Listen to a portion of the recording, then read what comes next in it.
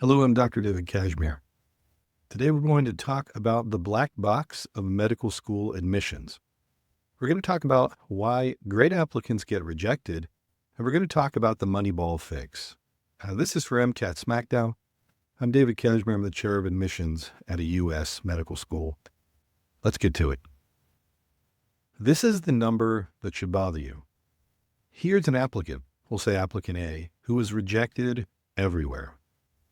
Their MCAT is 512 total. Their GPA is 3.7. Strong numbers, 0 acceptances. Here's candidate B. Multiple acceptances, 508 MCAT, 3.6 GPA. Lower numbers, several offers.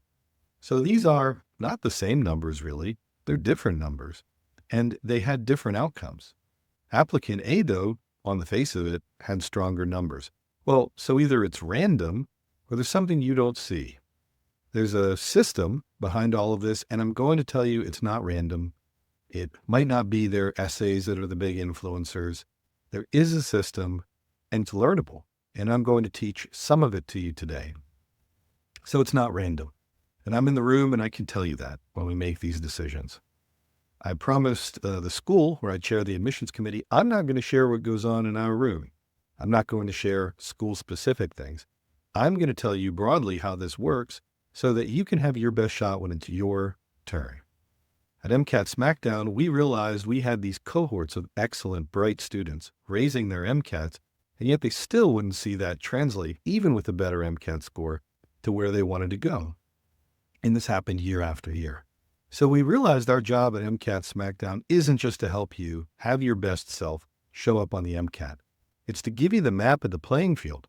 It's to let you know how the black box works and to help you contextualize the MCAT score you've maximized so that you know what happens next. My background is as a board-certified trauma surgeon. I have some clinical expertise, and I appreciate when they made these slides for me. They were nice enough to say clinical expertise at the highest level. Well, whatever level it is, it's a level that I got to by going through what you're going through. And of course, over the years, it's changed, and I've been fortunate enough to see it change and learn so that I can help people like you. And that's what myself and the team are here to do today.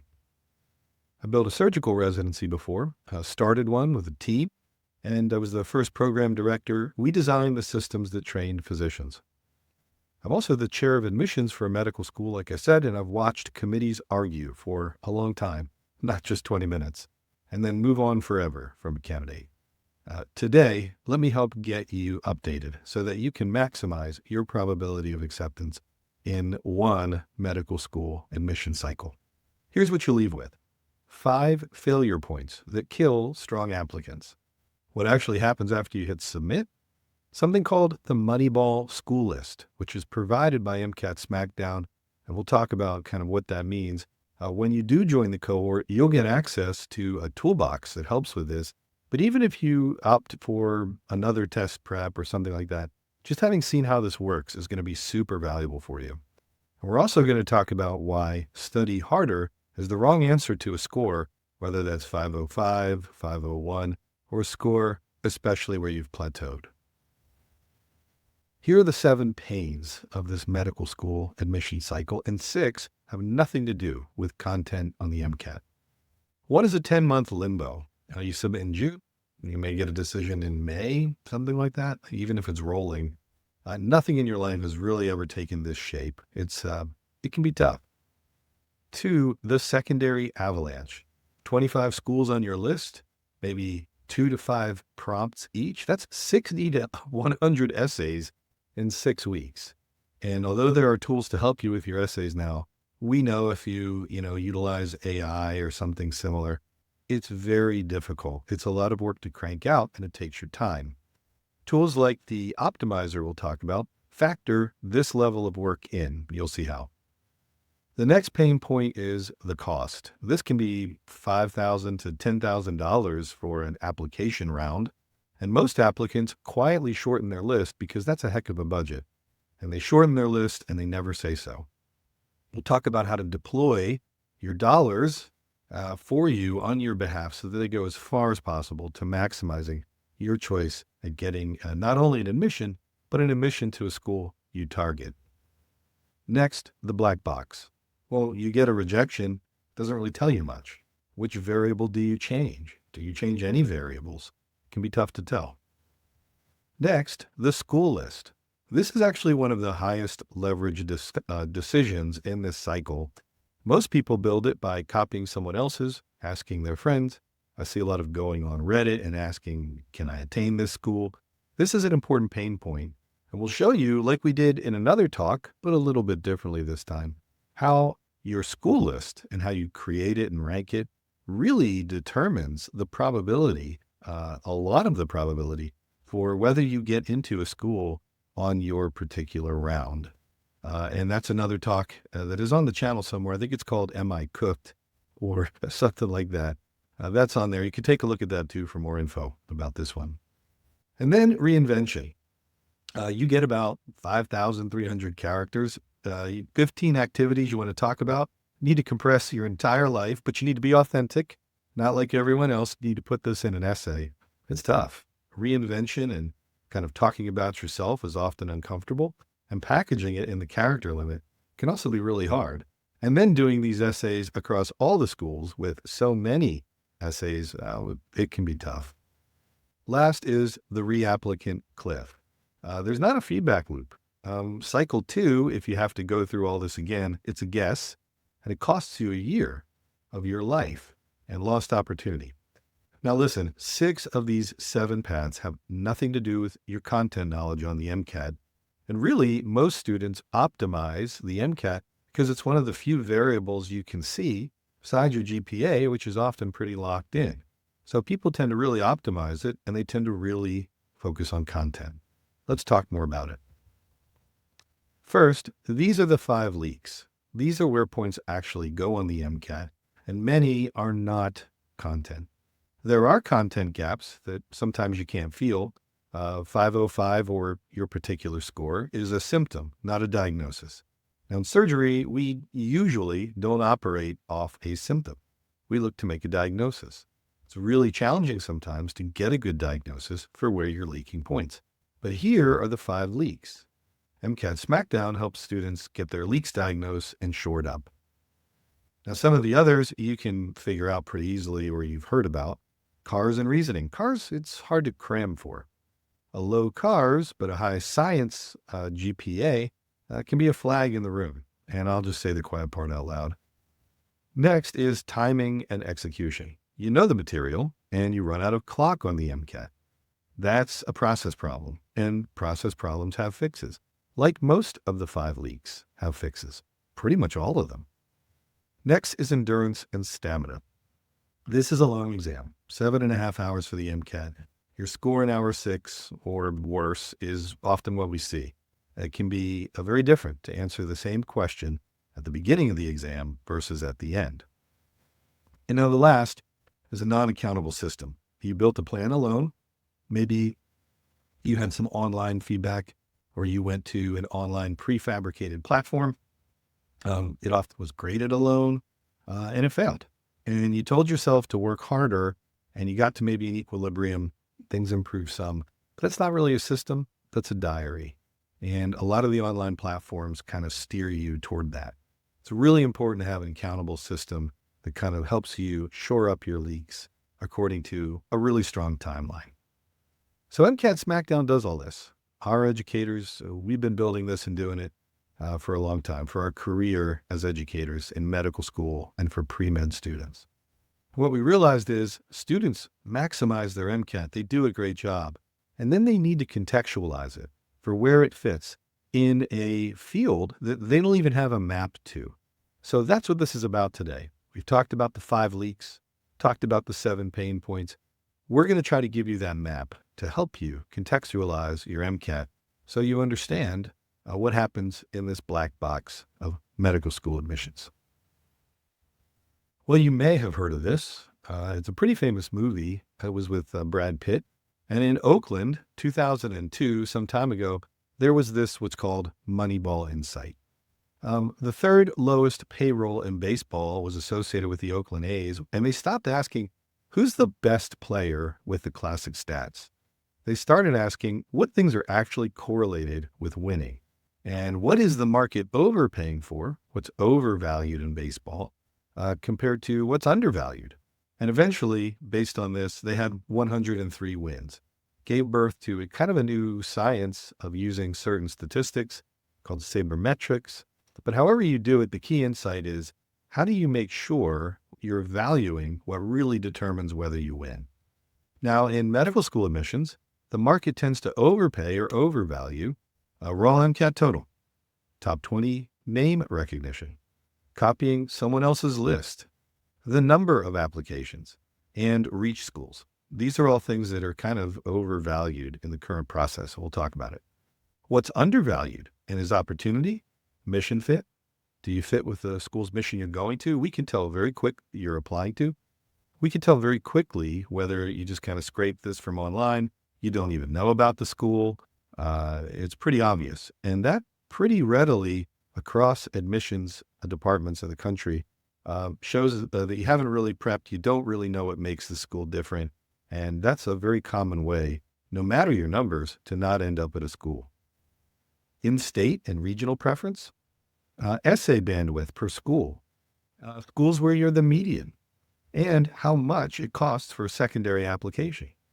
Well, we're going to show you that tool in a little bit, but typically you are on the wrong side of this information asymmetry. You often don't have knowledge about all of these things and what's modifiable. Think of your school list when you go to make your school list with your MCAT and GPA and all your information like a portfolio, not a wish list. A wish list is built on where you want to go, but a portfolio is built on expected value. Let me tell you what that means. Most applicants build a list of 25 schools where they are on average a below median candidate. Then they're surprised when their yield is zero. They don't get it anywhere, like that candidate A we talked about. Well, that's not bad luck, just arithmetic. It's important to be able to diagnose your profile, run an optimization protocol for expected value, and build a portfolio ranked based on all the different factors and kind of where you fit in them. But it's tough because you don't always have all the information you want. Well, the Moneyball Optimizer, it's just what we call it, from MCAT Smackdown, takes that pain point away, and it addresses many of the pain points that we talked about earlier. It helps you avoid problems like an expensive second round of the cycle. Remember, if you have to do a second round of admissions and applications, that not only costs because of the application fees, etc., but you're slowing down and missing out on 1 year of an eventual attending physician salary that much earlier. So when you think about the investment for things like MCAT Smackdown and its optimizer list and how much that might be, it's really worthwhile to help decrease the probability that you fall into the bucket of having to go through it all again. And if you are someone who's going through it all again, this helps make sure as much as possible that you have your best shot to make it your last time having to go through the process again. This optimizer lets you prioritize your portfolio by expected value without changing a single thing in your application. And that delta is kind of like an on-base percentage in baseball. Well, here's what actually happens in the admissions room. And again, I'm not going to share specifics about the admissions room that I work in with the committee, not for our school in particular, but in general. The question admissions committees ask is not, is this a good applicant? Because there are so many good applicants, and we're really blessed with the students who come through. They're bright, they're hardworking. Now, by the time you're in the pile, everyone's a good applicant. For the most part, with a 501 or above, there is a very high 90% chance that the student will pass their boards in medical school. So we have statistical markers to know that pretty much everyone in the pile is going to get through, depending on their MCAT scores being, around 501 or so. Many excellent students, this is the point, come through. The admissions committee asks, is this person here on purpose? And do they make sense here? Do they fit the school? Will it help them? Which is really a lot of the point of do they fit the school? Fit is a huge concept. In 90 seconds, I can tell whether you applied because you just researched us and you learned about us and it resonates with you, or if you applied because they're just number 12 5 on a list that you copied off a forum. Your secondary tells us every time. Your interview tells us every time. So let MCAT Smackdown help you make one list solving at least 5 pain points. First, stop paying $6,000 for schools that were never taking you based on statistics and the likelihood and the balance of probability. Next, 12 essays written beautifully because you're focused beats 25 written at 2 a.m. You also now have a model of what's inside the black box. We've given you some. And I'm going to show you in just a second kind of the high-level score optimization thing, the Moneyball Optimizer. You also have a variable to change, or at least you will in just a minute, and not just a feeling. So here we go. This is the portal for MCAT Smackdown. It's not where we do the weekly clinics, not where we do the weekly content portions. But this is the part of what all students get access to in the cohort. There's their dashboard where they get their practice exam, like the one that diagnoses their leaks. These are some of the practice exams. There are 20 full lengths or so. There's a lot of them. The student has 3 delegated to them for now. They can review their completed exams and get their what they got wrong and why they got it wrong. This shows why they miss. This shows this is just an example. Here are the total tagged misses, most common reason. Here are the distribution of root causes, so it tells us what to work on. This student needs to work on timing pressure. And the trend over time for how they're doing according to each of their leaks to where they're getting to. This shows the question detail. They can go back to it. This is kind of their miss log for where they go back. So they can pop through all these things. The AI coach, the coach is interactive every day and can give them directions based on them. So this is all part of it.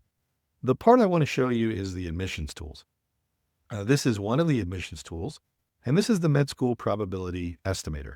It's based on publicly available data only, nothing that any of the governing bodies share with individual schools. It works for both allopathic and osteopathic schools. It lets them set their GPA, lets us set our GPA. Say the student got a 3, 4, 5. Their MCATs are 501. It will use the school's acceptance rate, which can be found online pretty easily. And it will tell you at this particular school, you have a 4.4% probability of admission, qualifies as a long shot. And here we can change the MCAT score. It's amazing how little the probability budges. So we change the MCAT score from like a 501 to a 513. And I'm not saying don't get your best score on the MCAT. We need to. However, you can see that for this school, it doesn't really change that much between a 512 and a 501. Surprising. This school type is private. We can make it public. No real change. We can make it public in-state, if that's the school we're looking at. Public out-of-state. You see the dramatic difference. It goes from being a reach school, if it's in-state, to out-of-state as a long shot. This is the national base rate for the student, meaning kind of overall chance for acceptance at least at one medical school, given their statistics. This one in particular, not so much. And it is a long shot if it's set up like this, public out-of-state MD school. DO school, no real change. In fact, it's a little lower because it's out-of-state public. And you see this, and it surprises some students. These are how the numbers shake out. That's not true for everything. This is, like I said, if you have a DO osteopathic in-state, you'll see it bumps up a lot. There's not as much difference statistically between the applicants at the accepted applicants at MD schools and DO schools overall. The next thing to share with you is the Moneyball Optimizer. The Moneyball Optimizer gives you the probability of acceptance of at least one school on your list. And here are 3 pre-populated schools on the list. You can name them if you want to. And you can save when you look at, when you run this. And what it does is it takes each school, takes your stats, your total secondary budget, and it will rank them by the expected value divided by how much it costs. In other words, if it's $132 for a secondary, let's just say the expected value is 1.5, meaning how much it bumps up your admissions for how much it's worth paying this. And we call this admissions odds. It's clearly admissions probability, but it's useful to talk about. This is a target school. It's got a 19.4% admission probability for this student. Its expected value is the highest. It's got only 4 essays. You can set how many essays, and the essays are valued. In other words, it's a set rate for how they're valued because they take time. And this one is a target school. These are long shots. Again, you can save this and you can add schools to your list, and the data are publicly available for things like how much the fee is, how many essays, is it private, are you in state or are you out of state, etc. This is a nice way to take one of the major pain points out of your application cycle. It gives you what I call the P1, the probability approximately that you will be accepted at one of the schools on your list for this list that you've built out. It'll give you that probability, which of course you're trying to maximize. So the Moneyball Optimizer in this approach is one of the best ways to make your rank list for where your targets are, what's a target look like, what's a long shot look like. And it doesn't mean that you may not opt to have long shots, but it really focuses you in on, hey, this for me is an attainable school. This is the expected value. This is how much it makes it worth the application fee. Super useful Moneyball Optimizer for students. We realized over years at MCAT Smackdown that we really needed to contextualize the MCAT for students. That's one tool. And what it shows you is the dramatic difference. A student with similar statistics can have a 2% chance of a P1 getting into their application, their schools they applied to. A student with the same stats and different choices can more than 5 times increase the probability of getting into at least one medical school and not having to repeat the cycle and go through all of the different things that we know it takes to get into a school. So the cohort is the signal to get this done. The MCAT Smackdown Live cohort is a live, accountable study system. The diary that you may be keeping otherwise becomes a system. There's no more exactly studying alone and grading yourself. Whether it's your cohort leader who gives talks, or the AI, or your missed error log, any of the modern principles of test performance education that are applied to MCAT Smackdown help create this live, accountable study system. It makes a diagnosis, not symptoms. It identifies which of the 5 leaks is costing you, and it gets you the specific plan for it. You get the Moneyball Score List Optimizer. It's built with you, the calculator, and with kind of my read from the room, but the stats. It's built based on the numbers. It helps you prioritize your scarce time on essays, how much you have as a budget, and your probability of getting into the school. Last, remember, MCAT Smackdown does have a score improvement guarantee. It's re-enrollment at no cost if you do the work and your score doesn't budge up. And you can read more about specifics for that on the website. The cohort investment is $4,500. Now, the cycle itself costs $5,000 to $10,000 that you put out when you do the application cycle. Now, a wasted cycle costs that plus a year of attending income. So remember, this investment, while the number up front might seem like quite a bit, is to keep the course going, to be able to reinvest in advanced tools so the course side utilizes it. However, it's much less expensive contextual. It's a much better investment than hoping you don't have to go through a second application cycle. And we've seen already how students with really good numbers can sometimes end up in a second cycle if they're not careful or if they're just unfortunate. And again, going through another cycle makes you have a year of attending income that is a pushback, and that's a big deal. $17.99 is the book on Amazon. It's called Seal the Leaks. That's the MCAT Smackdown MCAT book. It does not have all the content you need from the app for the MCAT. It has some of the MCAT Smackdown techniques. It will close some gaps. It can't buy you the one thing that you actually lack, which is that accountable study system that contextualizes your MCAT score. And 10 months. The cycle for applications about 10 months. You're already spending the money. The only question is whether you're spending it on a plan or just a guess with no signal and no map of the territory. So stop guessing. Look inside the box. The 512 can get rejected. The 508 can get in. It's not injustice. It's not luck. It's just information asymmetry. And a lot of what we've given you today, I think, is very valuable to help decrease that information asymmetry. I'm not offering a shortcut. The work is the work, and it's hard work, and I know it. We at MCAT Smackdown are offering a look inside the box and a number instead of just hope.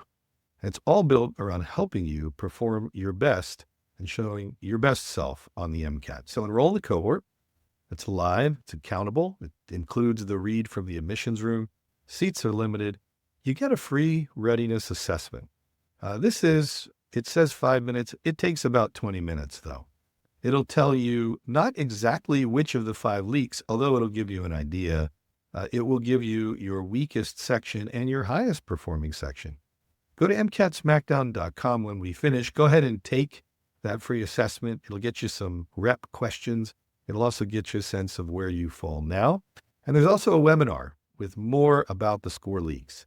That's free to everyone. It will help you self-diagnose. It's not perfect, but it's good to help you diagnose your leaks and to get to it. Last, if you're a reapplicant and it's not your first time looking at the MCAT, this is built for you. You already know that the black box is real because you've been through it. You've heard the stories about high stats or pretty high stat candidates not getting into anywhere on their list. Now this cycle, you'll have a variable to change, not just a feeling. So an important Q&A that we get is, will you get me into medical school? No. Anyone who says that they will guarantee or get you into medical school is not being honest. But what MCAT Smackdown will do is give you kind of what the room sounds like. It will contextualize your MCAT score. It will help you achieve your highest score and looks to maximize your chances, given everything you do, that you're able to achieve a medical school in your first round. Well, I look forward to hearing more from you. Please go ahead and check out the channel. If you found all of this useful, hit like and subscribe. It's super useful, and it keeps the team making the slides because they really love your positive feedback. If you have other feedback, also let us know. We're always happy to revise. I really hope you found this useful. I look forward to seeing you soon in the cohort, and now let's get to it.